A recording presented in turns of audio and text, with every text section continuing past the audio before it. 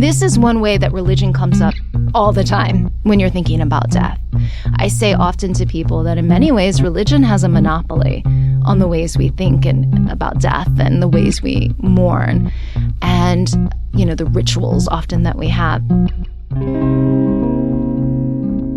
Welcome to Religion Unmuted, where we explore how religion is lived. I'm your host, Rachel Schneider, a religion scholar and director of the Religion and Public Life Center at Rice University. Today, we're going to be talking about religion, death, and the body. We're joined by Pamela Prickett, a sociologist at Pomona College, also one of the founding hosts of Religion Unmuted. She is an acclaimed author of 2 books about Los Angeles. The most recent one was just published in 2024 and co-written with Stefan Timmermans. It's called The Unclaimed: Abandonment and Hope in the City of Angels. Described by the New York Times as both clear-eyed and disturbing, yet pulsing with empathy, what a description. It is an investigation into the lives of up to 150,000 Americans whose bodies go unclaimed by relatives after death each year. Thank you so much for joining us, Pamela. Thank you for having me. It's really a pleasure to be back. So help set the stage for our listeners. How did you decide to write a book on the unclaimed dead? Yeah, that's a great question. I would imagine I'm like a lot of listeners, and this was not a topic that was on my radar. And I was doing fieldwork actually for my dissertation research many, many years ago in Los Angeles at a mosque in South Central.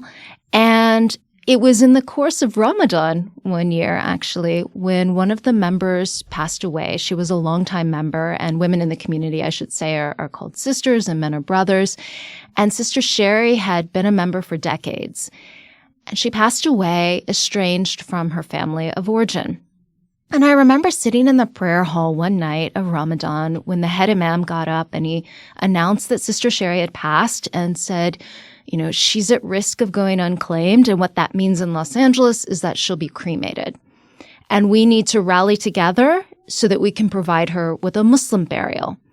And so what did that mean at the time? That meant that they organized a fundraiser to be able to go to court to get the right to claim her body and then to bury her in a Muslim funeral. And a little bit later, I was actually in an office here at Rice University working on my postdoc, working on some articles in that first book. And I started to look at the story of Sister Sherry, and it got me thinking, what happens if you die in Los Angeles without family and maybe without a religious community to claim your body? And it started me on this path and started reading online. And it was mostly news stories at that time and some television or radio spots that had been done on the topic. And I just thought, wait a minute, how is it that I've been living in Los Angeles or had been living in Los Angeles for such a long time and not known this was going on? Because those articles were suggesting to me that it was 15 or 1,600 at least every year who were going unclaimed in just LA and LA County. And probably the nicest discovery in that process was learning that at the end of every year, the County of Los Angeles organizes an interfaith ceremony for the unclaimed. And that's really what drew me in and made me curious. I went to that ceremony in December of 2015, just after I'd learned about it. And I remember standing over this mass grave that had 1,600 human beings that had been cremated and were buried together. And I remember thinking, who are they? Mm-hmm. What are their stories? Just knowing as a sociologist that there was going to be more to this story than I ever thought possible, and that's absolutely true. So that's what really started me on this journey and made me curious to know more. That's so powerful, thinking about a space of rest for 1,600 people and memorializing that. So I guess as context, what does it mean to be unclaimed? Maybe you could just unpack that a little bit for us. Yeah, absolutely. So what going unclaimed means is that somebody has died and there is no next of kin, legal next of kin, willing or able to claim their body and to organize disposition, whether that's a burial or cremation, right?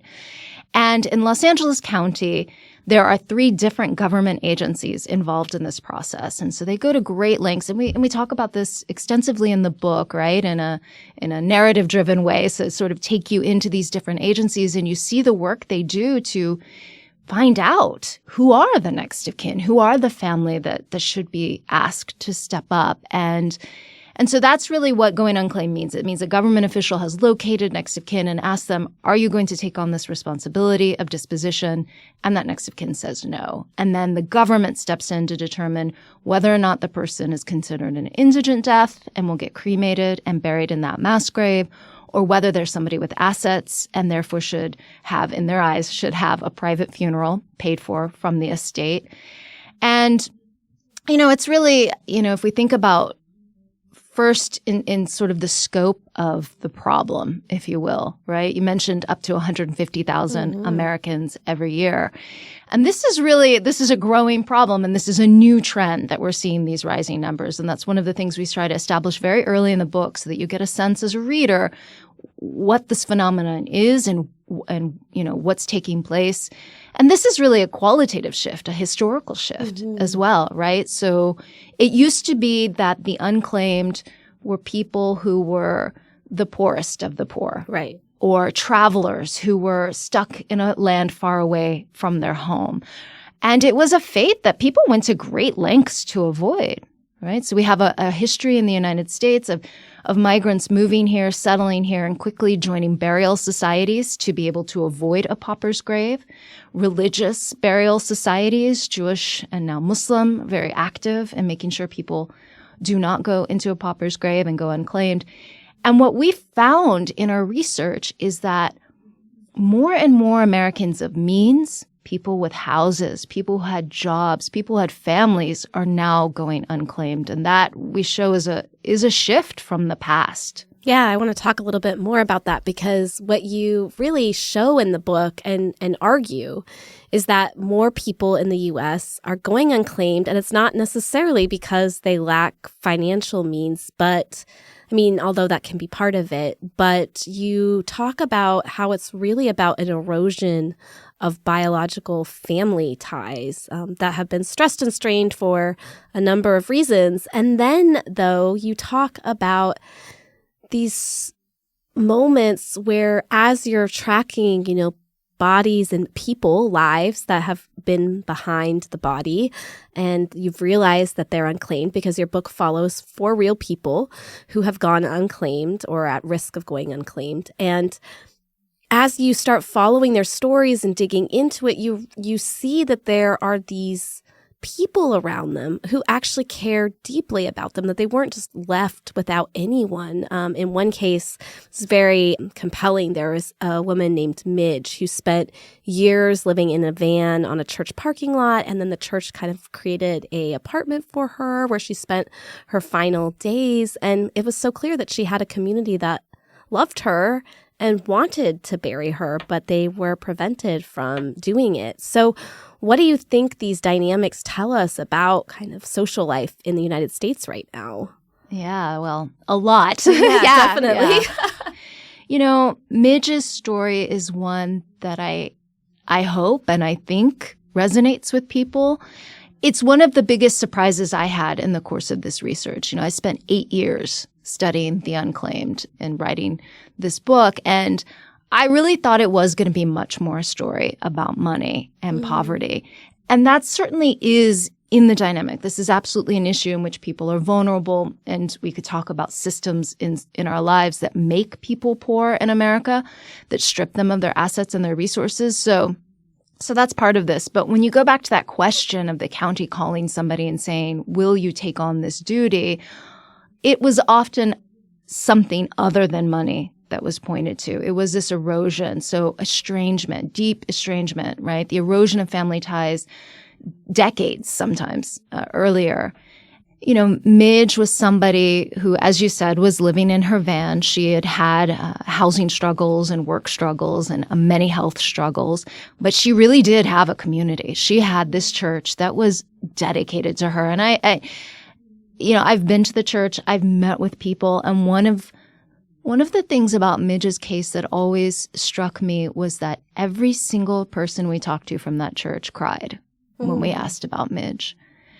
And it was a really important lesson. And going unclaimed does not mean unmourned. Right. You know, and the way that this community rallied together to provide for her and to support her, you know, as you said, building an apartment for her in someone's garage, as well as taking her to her dialysis treatment, bringing her meals, right? Caring enough that the church members are the ones who found Midge after she had passed. They are the ones who called the county of Los Angeles, called the police. And they were the ones who were on the scene when the death investigator came to, you know, inspect Midge's body, to investigate the scene and to identify a cause. They are the ones who first stepped up and said to the county, we would like to organize a funeral. And what we show for readers in several chapters throughout the book are the various ways in which they were blocked from doing that. Right. And so in some ways, this is, for me, a little bit of, if people are familiar with Robert Putnam and his famous Bowling Alone thesis, right? He argues that Americans are spending less and less time in community. And that's causing many different aspects of our political and social lives to erode. And what I found in Midge's case is, well, that's just not exactly accurate, right? She had a rich community, but there are ways in which the law wouldn't allow that to continue past death. Right? There are these critical moments when the law decides birth, death, right? Marriage. These are moments when there are very strict definitions of who is family. And it just, you know, I don't think it fully represents the way we live our lives. Oh, absolutely. Yeah. Absolutely. I mean, you show in these narratives how often we use the term chosen family, or a sense of kinship, or people who are going to care for you or show up for you in the most vulnerable and intimate times of your life are sometimes, and maybe often, not your biological relatives. And we have to find some way of honoring that and recognizing that. And you show the conflict or the discrepancy between the bureaucratic systems we have and the real ways that we form ties. And I loved what you said about unclaimed doesn't mean unmourned, and really showing very powerfully who it is that shows up to mourn. It was beautiful. I want you to talk a little bit. I mean, Midge was just the clearest case, but how did you see religion and spirituality showing up in your research into the unclaimed? Yeah, so this is another one of those wonderful surprises of doing social science research in a place like Los Angeles, now my second book, and just knowing that there is a certain image of LA as a place in which there is no religion, right? I think a lot of America has this perspective of California. And yet every day there are, you know, people practicing religion, engaging in spirituality and engaging in rituals and practices, and showing that religion is still very much alive, even in a place like Los Angeles, especially in a city like Los Angeles, which, you know, is tremendously diverse ethnically, culturally, and diverse religiously. We have the story of a man, David Spencer, who had been involved in Scientology, which, you know, some listeners may not want to classify that as religion. But what was so interesting about David for me is that because of his beliefs, he had very strong opinions about what should happen to his body. And this is one way that religion comes up all the time when you're thinking about death. I say often to people that in many ways, religion has a monopoly on the ways we think and about death and the ways we mourn and, you know, the rituals often that we have. And so David is somebody who had these really clear ideas. He wanted what we would basically call a green burial, right? None of the embalming, none of the kind of unnatural elements or additions to the process. He wanted to just go out into the woods, sit down, breathe his last breath, and then just sort of fade into the earth. That was his idea. And he didn't proceed with making that into a legal reality. This is what we found, is that many Americans don't. And you know, he did not have a will. And when he passed, also estranged from his biological family and at the hands of the county to determine what kind of disposition to provide, they went with your standard burial. package, as they call it. And he didn't get that burial that was, in his mind, at least the way he had expressed it to the people that knew him, really important for the way he thought about kind of connecting nature and spirituality and his belief, right, and what happens in the beyond. So religion was coming up, all the time. And of course, also in the rituals later that we write about in the latter part of the book. Yeah. And you also, you're not just looking at the stories of what happens to the people who you identify and follow as having gone unclaimed.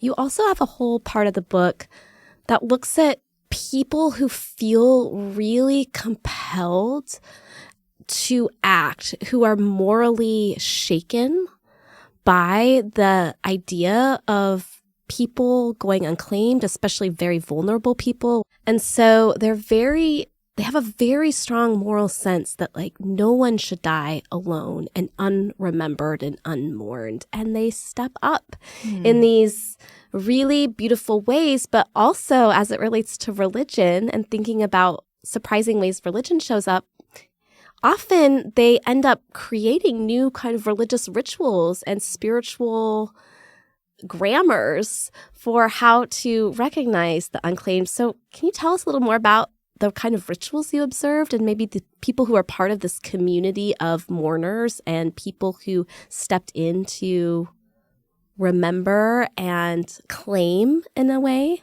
the unclaimed? There are people that I encountered in the writing of this book and the research for this book, as you say, who feel very morally compelled to stand up and do something for the unclaimed. And that is where the hope in the subtitle of this book comes from. And frankly, it's the hope that is getting me through my days in many ways, knowing that, we had a review in The Atlantic by really well-respected, well-known author Alex Kotlowitz, who said, reading the book made him feel like actually people are more good than evil. And that was, yeah. And that was very rewarding for me because it is true. And these are people you have to keep in mind, they're stepping in when they don't have to do this, right? And they're also stepping in for what may be, in some cases, the worst deaths you could imagine, right?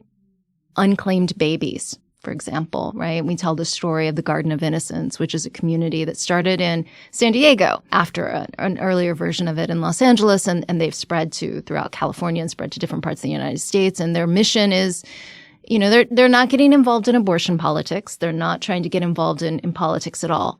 What their mission is to provide dignity to unclaimed babies. And they are, as you pointed out, compelled in a religious way, but very careful with the rituals that they craft to avoid being political or to avoid offending anybody. And they take great care. They have this ceremony that we write about in detail in the book to kind of honor these children and infants and fetuses, I should say, as well. And what was really touching in those moments was seeing the way that people who show up there heal their own wounds of loss and unresolved grief. There are many Americans who have suffered a miscarriage, a stillbirth, right? And the research on perinatal loss shows that there's really a dearth of talking about their loss, a dearth in the medical community, a dearth among families in terms of how to deal with this. And we really don't have a lot of rituals that people who've suffered in this way can partake in. And the Garden of Innocence, we found, was a place where even 60 years later, after the loss of a newborn, a woman comes to the garden, participates in that ceremony, even just once, and feels like, I've now honored my child that I lost all those decades ago.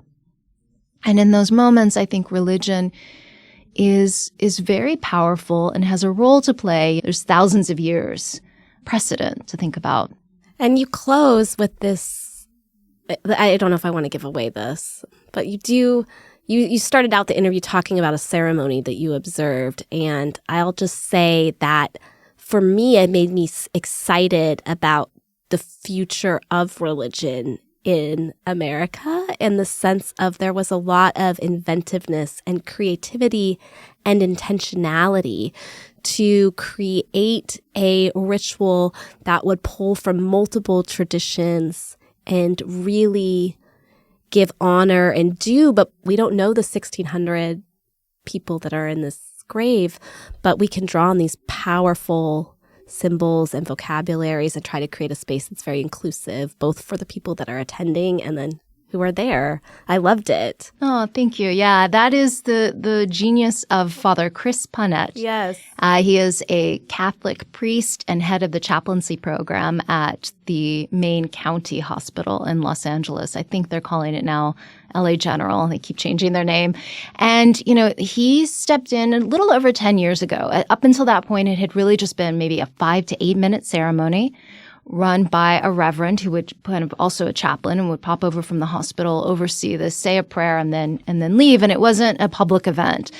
And when Father Chris took over the chaplaincy program, he said, this is an opportunity to honor the dead who are exceptionally diverse and honor the city and its religious diversity. And so he started crafting this interfaith ceremony, and he's got it down. It's very well calibrated, about 35 minutes.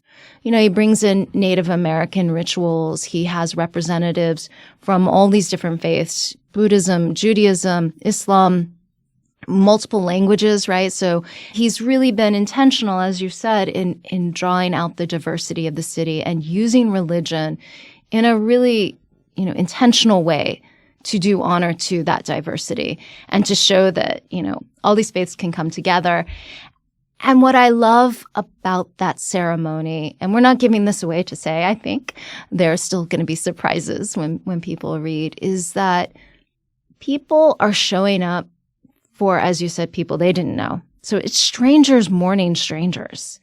And there's a beauty in that I didn't expect when I first started this project, and I always, for 8 years since I first attended that ceremony, have always sort of pushed back when people say, oh, that's a sad topic. Okay, yes, there is sadness in this topic, but there is tremendous light as well.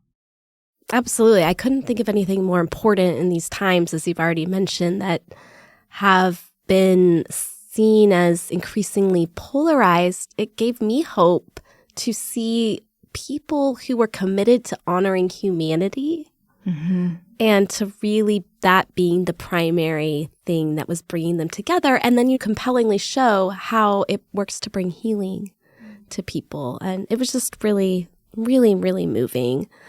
So I guess to transition a little bit, I hope it's okay for me to go deeper into who you are as a person. Who the person is behind the book and behind the academic research you do. So you're a sociologist. You have a background in journalism. How would you say that your own personal identity, even your approach to religion or religious background, has really shaped and informed how you came to this topic and these questions?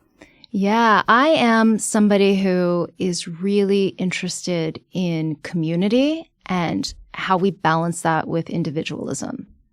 And so this is the kind of larger sort of theoretical, thread of my work. And so in my first book, I was not as focused on the specific beliefs, theology, if you will, of the Muslim community that I studied. I was really interested in what it was to be in community there. And so moments when people sacrificed their own individual well-being for the larger sake of the community, when there were tensions, as there were many tensions that I write about in the book, why did people work through it? Why did they continue to stay in a community where they felt there was a lot of conflict? And the reason I argue they do is because that's part and parcel of doing the faith. That's part of being Muslim in that interpretation, is to work through those conflicts and to be in community. And so that's the sort of the first book. And the second book is, if you will, I came into it thinking this is kind of the opposite. This is when there's an absence of community. And that's how in the first couple of years, I always framed it in my mind. The first book was about the study of community, and this is the absence of community. But as you know, we've discussed already, it wasn't exactly correct. Actually, a lot of the people who are unclaimed in death, but when they're living in life, they have community. It's just a matter of whether those communities are recognized. But there is a way in which, one thing I haven't said in the context of religion in this is that religion is part of the story of why people are becoming more estranged. religion, politics, sexuality, these kind of culture war debates that are raging. And, you open any newspaper up and you read the op-ed section and you're, immediately taken into these culture wars. And that's part of the reason, right? There's not a lot yet. I think there's more scholars starting to study estrangement from the social sciences. But one thing that has been found that is often a value conflict that occurs at some point, and religion plays a factor here. So I come into this with the sensitivity that, religion is sometimes the answer, it's also sometimes the root of the problem, right? In terms of how, we navigate different religious beliefs, how different generations are approaching this. And I write at the end of the book a personal note. And, I just share for listeners that this has come into my own life in a really profound way. And my father and I, we've often struggled to get along over the course of my life. And religion has been a part of that as well, conflicts over religion. And it's, kind of become much more consequential as I've gotten older and as he's gotten older. And I think that's partly also why there is a recognition that it's not always easy to know what to do in these situations. It's not always clear what is the right thing to do. So recognizing that there are these tensions and that, for every one of the stories we do tell in the book, keep in mind that there are thousands, tens of thousands more every year that don't get told. And so I just would ask people to come into this with an open mind, that you don't necessarily know who is going unclaimed. You don't necessarily know how close you may be to going unclaimed. Sure. I mean, that's one of the lessons, right? I've learned through my own personal story is just there are more and more of us that are at risk in certain ways. And what can we do about that, right? And sort of also thinking as a scholar of where do we go next with this? I don't want to just study problems. I want to think about solutions, right, with people. And so it's also one thing that's compelling me as I go forward in my research is thinking, enough complaining, Pamela, about what you don't like. What are you going to do about it? Yeah, absolutely. I mean, it really is this work of repair that I would never have known existed until you wrote this book. So thank you for that. It gives me something that I can share with others that is really hopeful about people being compelled to give dignity and voice and a sense of community to those who might not otherwise have it.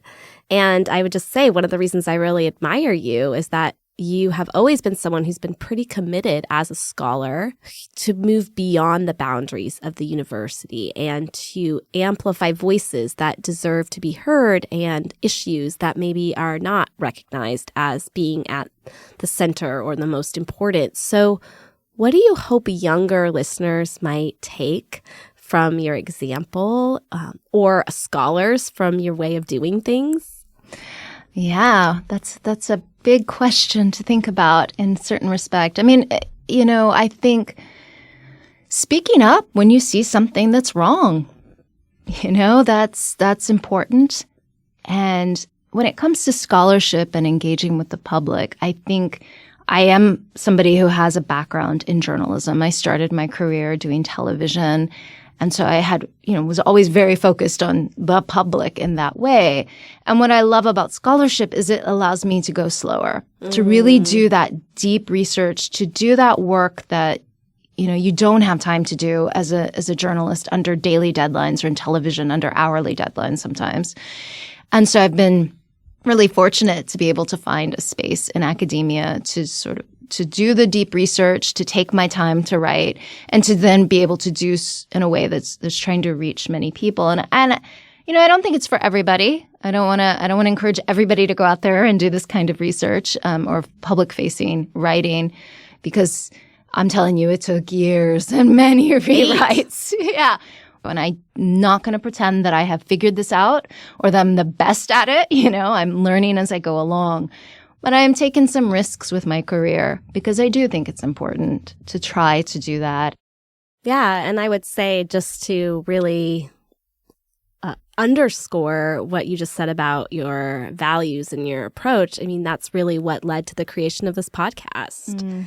And you were really behind creating a whole new avenue through which that two-way learning can happen because every single time I sit down with someone like you, or when you sat down with your guests, it was a learning experience. It was transformative. It wasn't just, I'm the researcher or the academic and I'm bringing the knowledge. It was talking to people who brought their own knowledge and often sometimes lived experiences deeply into the conversation. So with that, I want to say thank you so much for joining us today, Pamela. This is such a pleasure, Rachel. Thank you. That's it for this episode of Religion Unmuted. If you enjoyed today's episode, make sure to subscribe to, rate, and review us wherever you listen. And my special thanks to our guest, Pamela Prickett. Today's show was written by myself, Elaine Howard Eklund, and Haley Hemstreet. Our series is produced by Three Wire Creative. Religion Unmuted is a joint venture of the Boniek Institute and the Religion and Public Life Center at Rice University. I'm Rachel Schneider. Until next time.